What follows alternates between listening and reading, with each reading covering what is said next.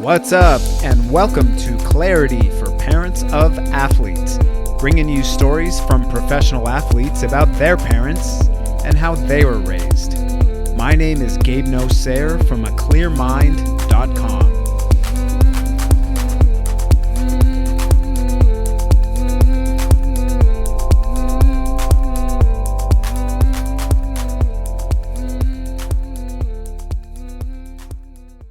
Now, I want to track back and transition into your life in your journey as an athlete. And I imagine that you experienced that insight and that natural ability while you were playing. And I'm guessing it was almost like an escape from where your living situation was. So I want to know how you got involved into competitive sports and team sports. And kind of what was your journey, what different sports you played, and all that stuff. Just go from there. All good, absolutely. So when did I realize I was good at sport? I think it was early on in the children's home. I think when I was running away from a beating. You realized you're fast. Yeah, I realized, you know what, I'm pretty fast. I'm pretty fast. So then at school as well, you know, I was a guy who was, sport was my release from the introvert that lived at home. And I realized, and I got my taste of that, you know, when I realized, you know, playing football during the break time, that I was pretty good. That I could go around people, that I could dribble, that I could score goals. Not necessarily easily, but I could do it, and I enjoyed doing it. And I really enjoyed the adulation. Ego enjoyed the adulation of getting that feedback, you know. And then I realized that I could. You know, it's very difficult to be, you know, looking down at your toes, and with your head down when there's people kind of like chanting your name or something. Ah! You know, you're like, ah. So then the actor came out. That's when the actor was born. You know, which mask am I wearing today? You know, so then that mask, the extrovert mask, started to come out. But I realized that I began to really enjoy the extrovert mask. It was fun being the extrovert. So then I was able to do that more and more at school. And because, you know, I didn't have the same limitations as I did at home, I could be whoever I wanted to be. And I like being that guy more and more and more. So even though the core of me was still an introvert, the actor was able to inhabit the outer layer. And I was able to become that extrovert at school and have fun doing it. So then that led naturally on just to trying different things. Because as your confidence increases, it's like, well, I'm good at running. I can kick a ball around. What else am I good at? You know, and then I remember that someone put a basketball in my hand and dribbling. I thought, so I get to hold a round ball and run with it. This is combining my favorite sport, football at the time, and running away from people. This is great, basketball. I've got to do more, and then I began to realize that I was pretty good at basketball as well, and I was able to have that hand-eye-ball coordination of knowing where my body was in space and time, and knowing where the ball was and where it was going to, and getting there before the ball arrived. So then I was able, therefore, to think ahead of other people. So all of these things I wasn't able to put into words, but it's something which I felt.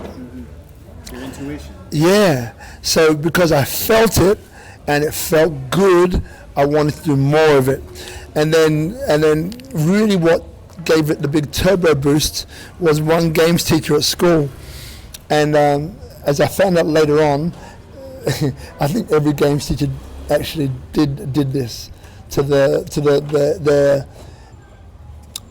people that they either liked the most, or perhaps the people that they saw most potential in. So what happened was this: I didn't like cross country at all. Cross country was running, but it was long, and you had to go over humps and mud and all this stuff, and I wasn't really into it. I wasn't really into hills, and unless I was running up there doing training. So then I remember, this games teacher, there was one called Mr. McSporran. I haven't mentioned his name for a long time. That's funny. Angus Neil McSporran. If you listen to this, thank you, mate, because you're responsible for a lot of this. And a guy called Mr. Lambert, who's another games teacher. So what they did is that they said, you know what, Rob, you love to play football. Yeah, I do. Well, we're not going to allow you to play football unless you run in that cross-country race. I was like, damn. And they said, and you know what? We know you're good at cross-country too. So if you don't come in the top 3, then it's null and void. You can't just get in there and walk and come last. You have to be in the top 3. Wow, pressure. Otherwise, you're not playing football. And man, at the time I was so upset and pissed off with these guys. However, you're way ahead of me. What it did is that it showed me that I could, and quite often I used to win the races, which was my own undoing, because then you know what happened next. Rob, unless you win this race. Of course. Oh man, unless you win this race, then you're not going to be able to play football. And by that time I was playing basketball, so it was like football or basketball. Like, oh, come on. So these things, what happened was that I was good at sprinting, but I wasn't a sprinter. My distance was probably more 200 than 100. But what happened is that through all the cross-country running that I was doing, it was giving me that durability, which funnily enough now, far out, that's a little insight. Thanks a lot, Gabe. That was a great insight. Because what happened is that, so I do CrossFit now, right? And or cardio, whatever you want to call it. So I've realized now, well, about three months ago when I started, I realized that I can do high intensity workouts for an extended period of time. So in other words, I set off at a cracking pace, and then when we've got like 8 or 10 rounds to go, I get stronger towards the end, even though I've always set a cracking pace at the beginning. So what I found is that people would start with me, but then after round 2 or 3 would be falling. And it was the cross country which gave me the durability to actually keep on going. So that's interesting. Thank you for that. Angus Neil McSporran, Mr. Lambert, another shout out to you guys. Thank you so much, because you. So anyway, getting back to that. So then what I realized was I was good at sport, and if pushed, I could be even better. So then it was quickly coming down to the time when I was doing all sports except cricket. I was also tennis. I was beginning to play tennis as well, and hand-eye ball coordination. And Ivan Lendl used to watch his backhand and copy his backhand and his forehand. And I was good at tennis as well. But it was quickly becoming apparent that I couldn't necessarily excel in all of them at the same time. So I had to choose one. So I didn't choose one. But I played basketball more, which in a way meant that I kind of chose basketball, but I never made a conscious choice about basketball, but I just did it more than the others. And then I got these even greater delusions of grandeur that I could why didn't I go for the England basketball team? I think I watched it on TV one day, a guy called Martin Clark who's playing for the England basketball team. I thought, you know what, maybe I can do that. And then I just set a target. I just set a goal. I think I was 13 at the time, and I wanted to get into the England under-15 basketball team. So I had a couple of years. And look, all I can say is that bit by bit, I became obsessed with getting into the England basketball team under 15. And, without going into all the stories, law of attraction had a big part to do with that. I would bump into people. I'll bump into adverts in the newspaper to get into one team called East London Royals. East London Royals, based in London as well, happened to be a feeder team to the South East England basketball team, which I didn't realise at the time. And the coach there, a guy called Humph Long, who passed away some years ago, incredible coach, actually also coached the men's England basketball team as well. And all this stuff I didn't even know. So I happened to get into the team that was extremely well positioned to get a foot into the England basketball team. And I just followed it through. I kept on going. I didn't stop. I practiced more than anyone. I practiced every day. I was focused. I was imbibing it from a visualization point of view without realizing what visualization was back then. But I was fully, consciously involved in the process. And that became the sport which I didn't choose at first, but then it began to choose me. And the other ones, even though I still played them, kind of began to fall away a little bit. And I kept on going with basketball.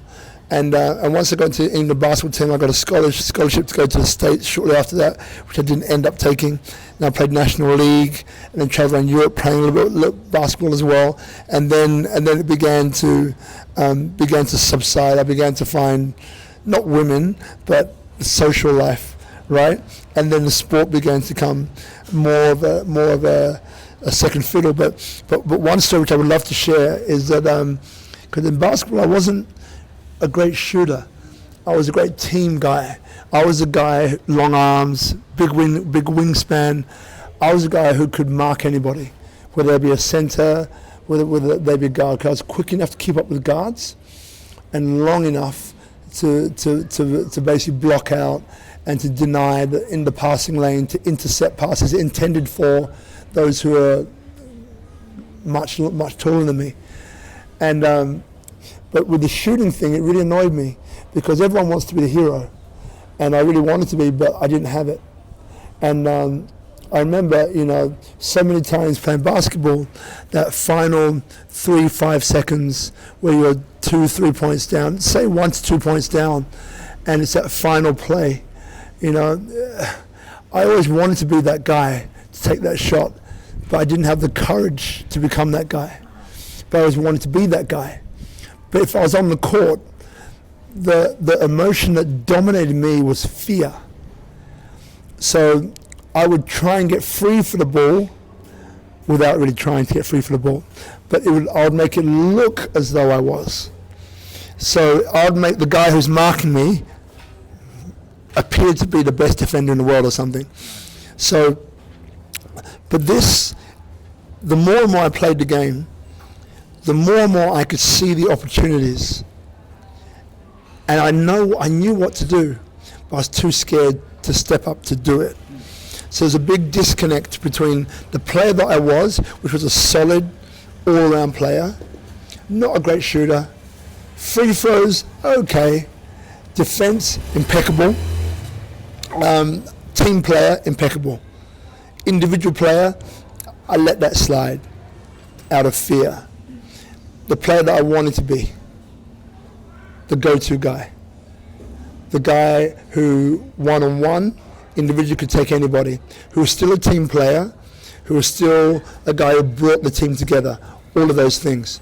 So I remember what I did, because I started to read a book called The Inner Game of Golf, which everyone who knows about sport should know about the inner game of golf. And then I thought, you know what, I'm going to try this for myself.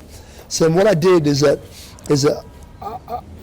I still continue to do the same amount of training, the physical training that I had to do, but it was the mental stuff that I started to really work on. So I used to visualize being in a situation of a game at club level, national level, international level, all three, and visualize that last 3 to 5 seconds of the game. Feel all of the fear in my body. Feel all of that. Feel my hands shaking. Feel my legs and feel that adrenaline running through me. But also feel getting free from my marker. Also feel having the ball in my hand from the restart. It comes in, I catch it. Feel my legs, like strong but wobbly,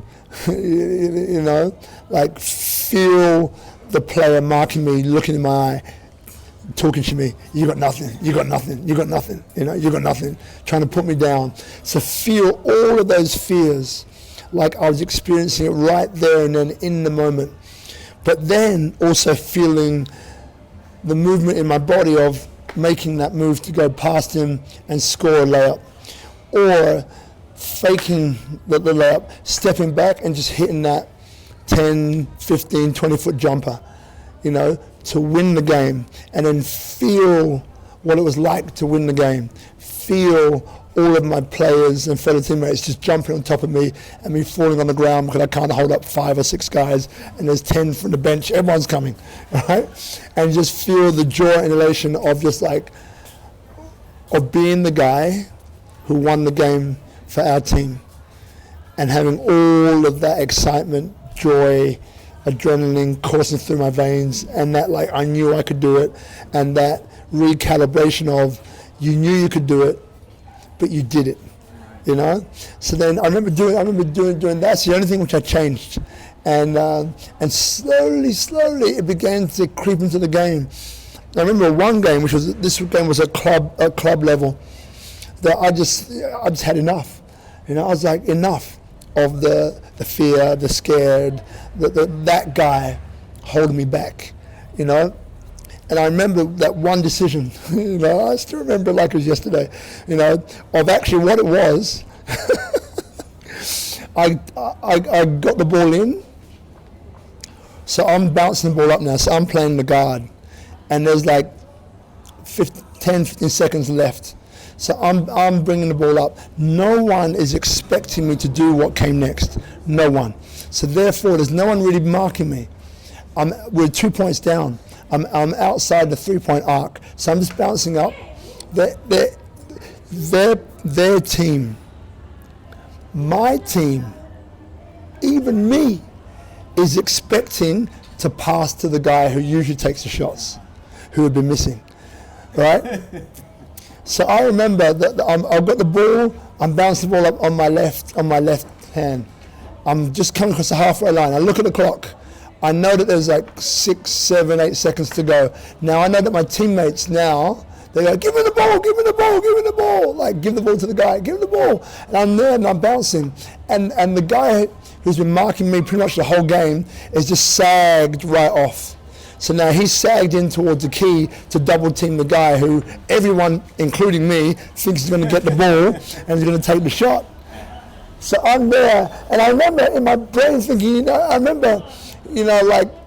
even before I got the ball, I knew what I was going to do.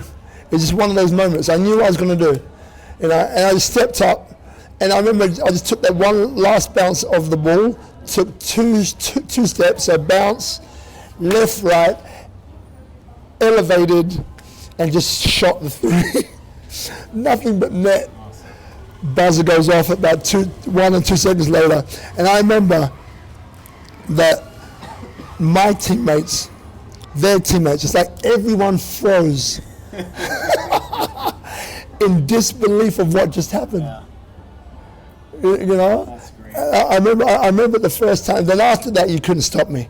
So I became that guy. I became the go-to guy, and it didn't always mean that it was the last shot of the game. It would be that, because basketball is a game of momentum, much like life. It's a game of momentum. You have to understand that sometimes momentum is not working. It's working apparently against you, right? So then you have to absorb and withstand all of that, including negative self-talk and chatter that comes from yourself to yourself, or from your teammates, or from the crowd, or from whoever it is, your coach, whatever it might be. You have to understand that that's part of the game. But there will become a time where momentum is working for you. So in a way, you're just, and you know it's coming, So I'll be the guy who will be able to turn that momentum in one play, whether that be an interception, a dunk, a block shot, fouling out, an incredibly important player for the other team, where I'm just in his mind, I'm in his zone, and this guy would normally score 30, 40 points a game, scored 15 points and fouled out, and he's on the bench pissed off with himself. How did that happen? I knew how it happened because I got into his mind. So they would be the types of things that I would do. And then also, at random moments, I would just grab that ball. I would go games without doing anything. And people think, oh yeah, he's back to being that guy. And out of nowhere, whenever I felt it was needed, I'll become the other guy at will. Just take that ball and take the game by the scruff of the neck and make those plays that turn the momentum into our favor, which will call the cavalcade, the waves to come in our favor, and that will be the game. So yeah, I think I've been focusing a lot with myself on the power of attraction, the law of attraction. And when you start to really bring the feelings in, that's when it becomes more powerful. And then it's like the universe gives you what you need when you need it. And you finally had that aha moment, like, I've had enough of this fear being that guy anymore. And you're different from then on. But without bringing in that power beforehand, who knows what would happen. You may have been just still the same player, So, I want to talk about a couple more things, but importantly, you didn't learn this stuff from your parents. You developed it through your love of basketball and probably your programming from all the people that you met in the children's home. So now that you're a parent today and you know these things, I know you want to, just like me as a parent, I want to give that gift to my children, and I'm sure you want to give that gift to your children. So how can you best give that gift to your children without being kind of too pushy about it, especially when if they decide to play sports? Okay, so earlier on you mentioned a lady called Dr. Shivali. Now, what I didn't tell you is why I know that name. So it was an interview with your mate Lewis Howells, and so she's incredible because that particular interview was about East and West, typically when it comes to babies and kids and families. In the West, what we have is ego-driven. I want my kid to be this. I want my kid to do this. My kid will be better than me. I want my kid to become the next Tiger Woods. I want my kid to da. Hello guys, how we doing? Good timing here. That's Sohan. Hey Sohan, I know. I remember him. Good to see you. Yeah. So, by the way, for those of you listening, we just had some kids come in as we started to switch to talk about family, and it wasn't my kids either. So that's the Western mentality. It's ego-driven, whereas the Eastern mentality is, in a way, the opposite. It's like, well, we are here as custodians of this being that we call a child. So the child, because we believe the child depends on us for food and clothing, we feel the child is weak, but it's not. It's the other way around. So it's, what is this child here to teach me? Not the other way around. So in answer to your question, hey darling, in answer to your question, it's a tricky one because, I still get caught from time to time into the reactionary parenting. Stop doing this, stop doing that. Why? Because my ego is affected by it, right? In public, if my kid is the one screaming down the house and throwing stuff around and smacking mum, it's just like, oh, well, I guess I have to do something about that.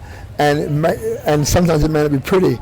Not that I hit my child, which I haven't actually, but then what do you do in that situation? So to truly answer your question, I basically live each day as it comes.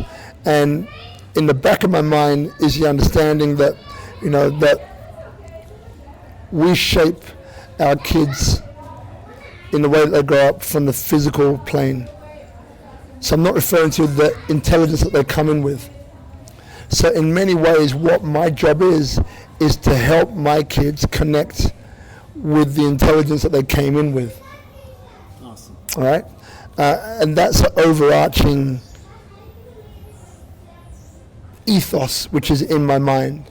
So ideally, if I remember that, my actions will then lead from that into whatever happens.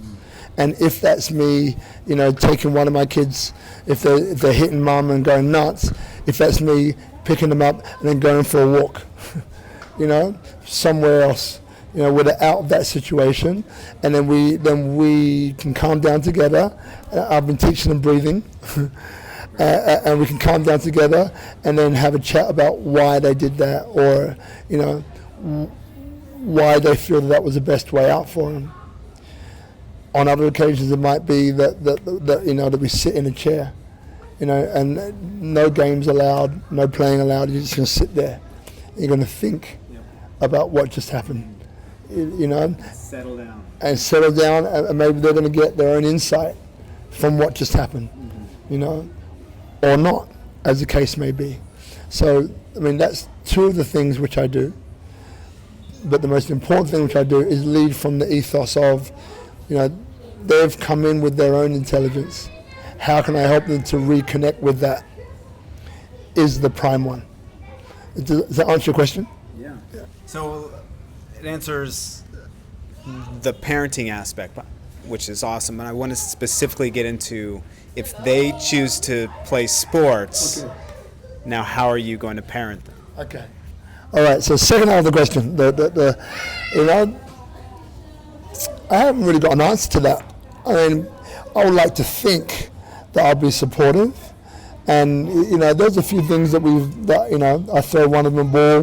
One seems to have a natural affinity for, like, I wouldn't call it a sport, but becoming a stunt woman, because she seems to love to fall and roll around. The other one is very accurate, very precise. That one there might go into sport. I think one's more gymnastics and one's more sporty in terms of like a ball type sport. But look, at the end of the day, as I sit here now, what I would say is that I'm not really looking to push them into anything. I'm not really looking to direct them into anything in particular. My partner, Marina, she loves Roger Federer. We all do. And, so she would love tennis. I think secretly she's pushing towards tennis. But you know what? On a conscious level, our kids are 3 and 5 now. I would say that sometime between now and 10 is probably going to be a time where they're going to figure out, more about sport, if they're interested or not. And we'll see what happens, from that point. But what I would like to think is that I'd be supportive, in the sense of, supportive to, if they like any sport in particular, to be supportive enough just to give them the opportunity for them to discover it and try it for themselves. Yeah. That's awesome. So before we go, you have a book that you just released. Actually, I was here by chance in Canggu when you had your book release called Soul Survivor. Now, most of my audience, they're from the U.S., but for people who live there, how did they get the book? How do people here in Bali and Indonesia get the book? How do people in England get a hold of the book? Yeah. Thank you. So the book is called Soul Survivor, How an Abandoned Child Went from Nothing to Everything. So Soul Survivor, How an Abandoned Child Went from Nothing to Everything. It's published by New Holland. So New Holland Publishers. So what you stumbled into was the book launch for Bali. So we launched it in Australia already. So we launched it in Sydney. So it's available through all good bookstores throughout the UK, Australia, New Zealand, and then in Bali, it's available through Books and Beyond in Tomorrow Gallery. That's in Canggu. So that at the moment is an exclusive. And then online, best way is actually to go through my website. So robertianbonnick.com. So robertianbonnick.com, and then there you've got 3 links. One is to Amazon, which have it. One is to Booktopia, who have it, and the other one is direct through New Holland, and they'll ship globally as well.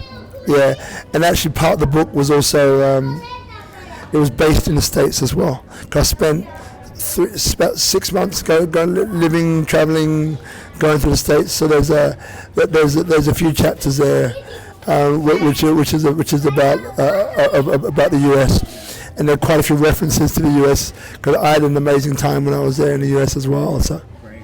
Yeah.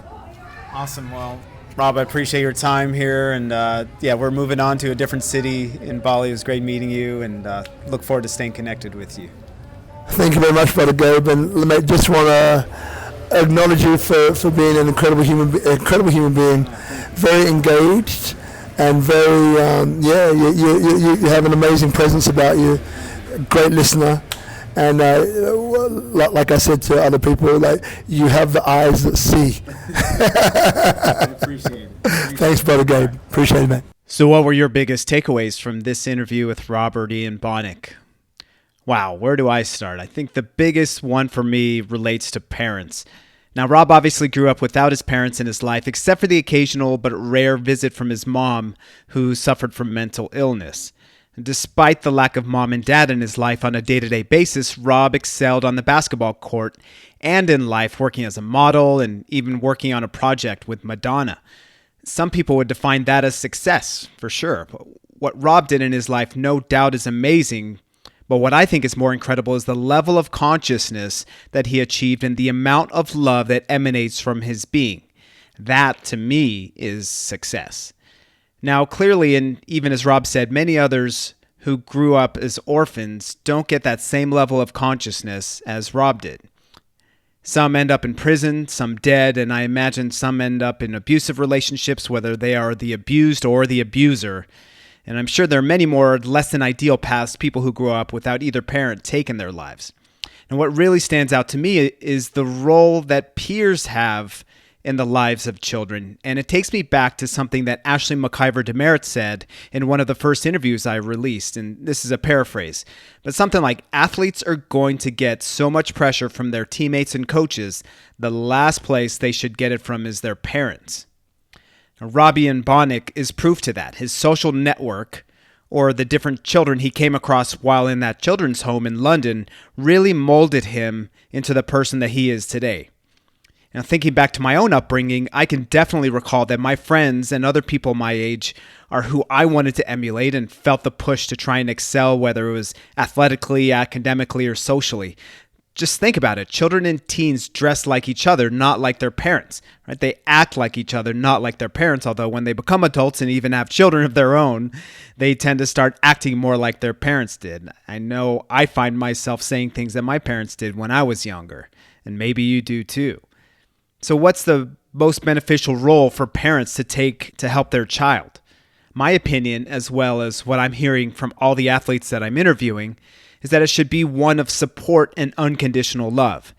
And I know I keep coming back to that in my takeaways, but that's really the answer. Another thing that I go back to as well is that unconditional love does not mean letting children do whatever they want without boundaries or consequences.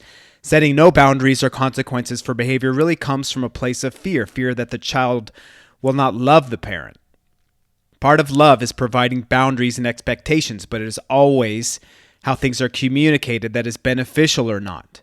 We can explain to a child why his or her choice isn't beneficial to them, or we can berate them out of our own frustration.